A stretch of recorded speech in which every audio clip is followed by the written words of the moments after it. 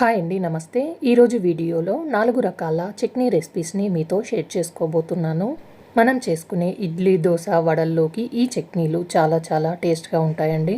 మంచి టేస్ట్తో ఉండే ఈ చట్నీ రెసిపీస్ని ఇప్పుడు ఎలా చేయాలో ఈ వీడియోలో చూద్దాం.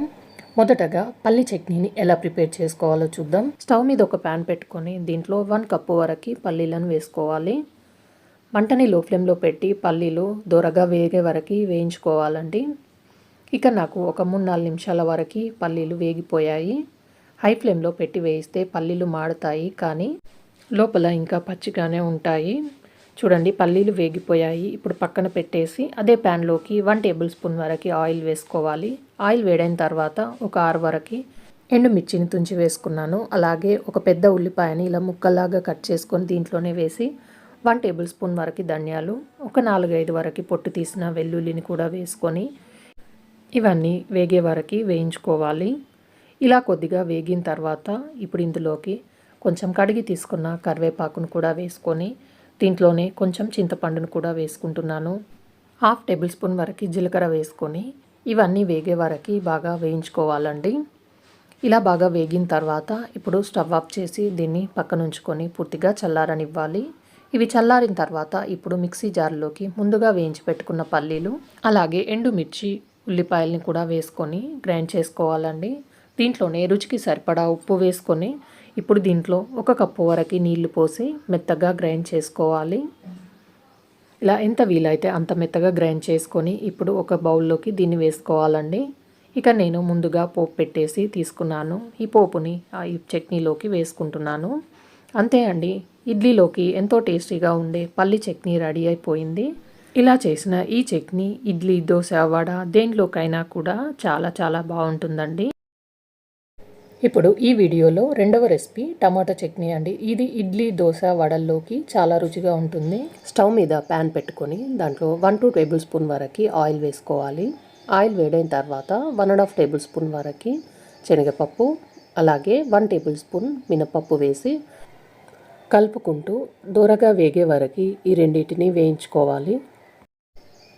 ఇలా శనగపప్పు, మినపప్పు కొంచెం దూరగా వేగిన తర్వాత దీంట్లోకి ఒక 4-5 వరకు ఎండుమిర్చిని ఇలా మధ్యలోకి తుంచి వేసుకోవాలి. కారానికి తగ్గట్టుగా ఎండుమిర్చిని వేసుకున్న తర్వాత దీంట్లో 1 ఇంచు వరకు అల్లం ముక్క, అలాగే ఒక 4-5 వెల్లుల్లిని పొట్టు తీసుకొని వేసుకొని ఇవి కూడా దూరగా వేగే వరకు వేయించుకోవాలి.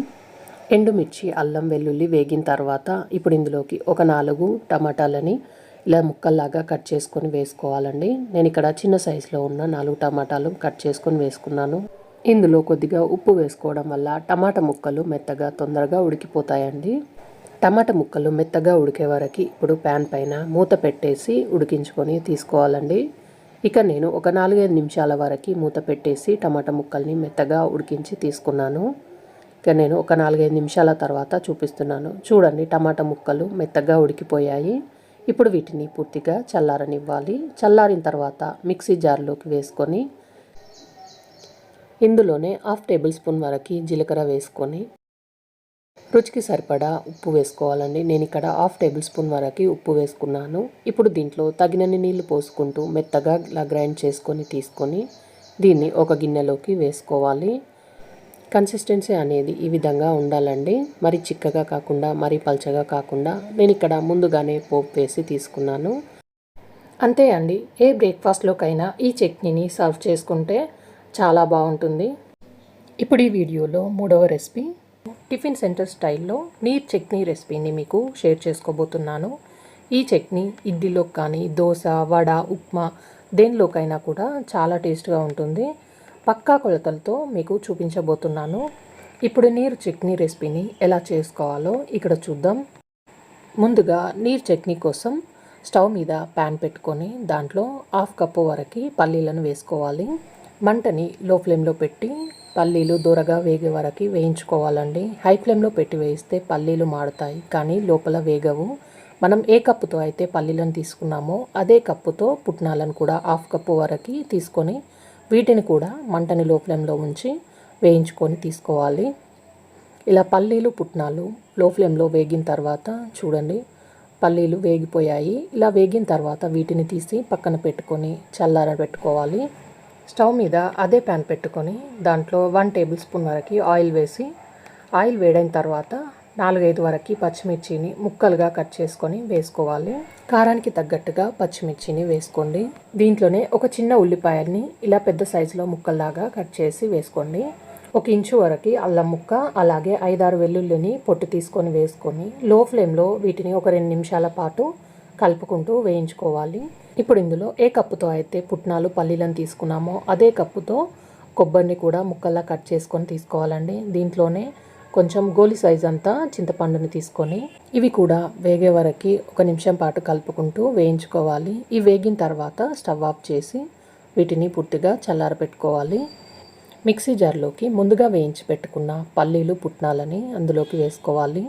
వేసుకున్న తర్వాత దీంట్లోనే వేయించి పెట్టుకున్న ఉల్లిపాయ, పచ్చిమిర్చి, కొబ్బరిని కూడా వేసుకొని దీంట్లోనే 1/2 టేబుల్ స్పూన్ వరకు జీలకర్ర, రుచికి సరిపడా ఉప్పు వేసి ఇప్పుడు దీంట్లోనే కడిగి తీసుకున్న కొత్తిమీరని 1/2 కప్పు వరకు వేసుకొని చట్నీకి సరిపడా నీళ్లు పోసుకుంటూ మెత్తగా గ్రైండ్ చేసుకొని తీసుకోవాలి. నేను ఇక్కడ చట్నీని కొంచెం చిక్కగా పట్టి తీసుకున్నానండి. మీరు కావాలంటే ఎంత కావాలో అంత నీళ్లు పోసి పల్చగా చేసుకొని తీసుకోవచ్చు. ఇప్పుడు ఈ చట్నీని ఒక గిన్నెలోకి తీసుకొని మిక్సీ జార్లో కొన్ని వాటర్ పోసి కలుపుకుంటున్నాను. చట్నీకి పోపు పెట్టుకొని తీసుకోవాలి. పోపు గిన్నెలోకి 2 టేబుల్ స్పూన్ వరకు ఆయిల్ వేసి, ఆయిల్ వేడైన తర్వాత 1/2 టేబుల్ స్పూన్ ఆవాలు, 1/2 టేబుల్ స్పూన్ జీలకర్ర వేసుకోవాలి. ఇందులోనే 1/2 టేబుల్ స్పూన్ మినప్పప్పు, 2 ఎండుమిరపకాయలను తుంచి వేసుకోవాలి. కొంచెం ఇంగువ కూడా వేసుకొని, కొంచెం కడిగి తీసుకున్న కరివేపాకును కూడా వేసుకొని ఇవి వేగిన తర్వాత ముందుగా గ్రైండ్ చేసి పెట్టుకున్న చట్నీలోకి పోపును వేసుకొని కలుపుకోవాలి. అంతే అండి, టిఫిన్ సెంటర్ స్టైల్లో నీరు చట్నీ రెడీ అయిపోయింది. ఇలా నేను చూపించినట్టుగా ఈ చట్నీని మీరు తప్పకుండా ట్రై చేయండి.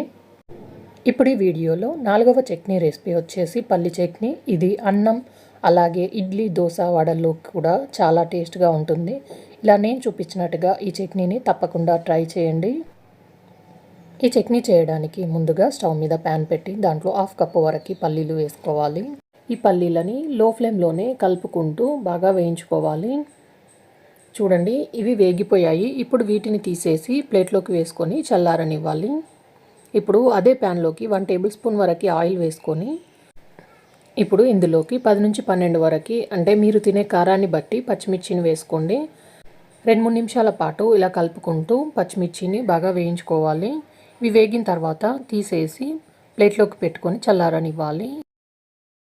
ఇప్పుడు అదే ప్యాన్లోకి 1 కప్పు వరకు టమాటా ముక్కల్ని ఇలా చిన్నగా కట్ చేసుకొని వేసుకొని దీంట్లోనే కొద్దిగా కొత్తిమీర, అలాగే కొంచెం కరివేపాకు, దీంట్లోనే కొద్దిగా చింతపండును కూడా వేసుకొని 1/2 టేబుల్ స్పూన్ వరకు సాల్ట్ని వేసి, సాల్ట్ వేయడం వల్ల టమాటా ముక్కలు తొందరగా మెత్తబడతాయండి. 1/2 టేబుల్ స్పూన్ వరకు పసుపు వేసుకొని వేసుకున్నవన్నీ మొత్తం అంతా కలిసేటట్టుగా కలుపుకున్న తర్వాత ఫ్లేమ్ని లో ఫ్లేమ్లో పెట్టి దీనిపైన మూత పెట్టేసి టమాటా ముక్కలు మెత్తగా ఉడికే వరకు ఉడికించుకోవాలి. ఇప్పుడు మూత తీసి చూస్తే టమాటా ముక్కలు మెత్తగా ఉడికిపోయాయండి. ఇప్పుడు వీటిని మొత్తం చల్లారనివ్వాలి. ముందుగా మనం వేయించుకున్న పల్లీలు, పచ్చిమిర్చిని మిక్సీ జార్లోకి వేసుకొని దీంట్లోనే 6-8 వరకు వెల్లుల్లిని పొట్టు తీసుకొని వేసుకొని 1/2 టేబుల్ స్పూన్ వరకు జీలకర్ర వేసుకోవాలి. ఇప్పుడు దీనిపైన మూత పెట్టేసి ఫస్ట్ దీన్ని కోర్స్గా గ్రైండ్ చేసుకొని తీసుకోవాలి. చూడండి, ఇలా చూపించిన విధంగా గ్రైండ్ చేసుకొని ఇప్పుడు దీంట్లోకి మనం ముందుగా ఉడికించి పెట్టుకున్న టమాటా ముక్కల్ని కూడా వేసుకొని దీంట్లోనే రుచికి సరిపడా ఉప్పు వేసుకోండి. ఇప్పుడు దీన్ని మరీ మెత్తని పేస్ట్లా కాకుండా కొంచెం పలుకుగా గ్రైండ్ చేసుకొని తీసుకోండి. అప్పుడే టేస్ట్ అన్నంలో కలుపుకొని తింటుంటే బాగుంటుందండి. ఇప్పుడు ఈ పచ్చడిని ఒక గిన్నెలోకి వేసుకోవాలి. ఇక నేను ముందుగానే పోపు వేసి ఉంచానండి. దాన్ని చట్నీలోకి వేసుకొని ఒకసారి మొత్తం మిక్స్ చేసుకోవాలి. అంతే అండి, ఈ పచ్చడిని వేడివేడి అన్నంలో తింటే చాలా టేస్ట్గా ఉంటుందండి. ఈ వీడియో కనుక నచ్చినట్లయితే లైక్ చేయండి, షేర్ చేయండి, సబ్స్క్రైబ్ చేయండి.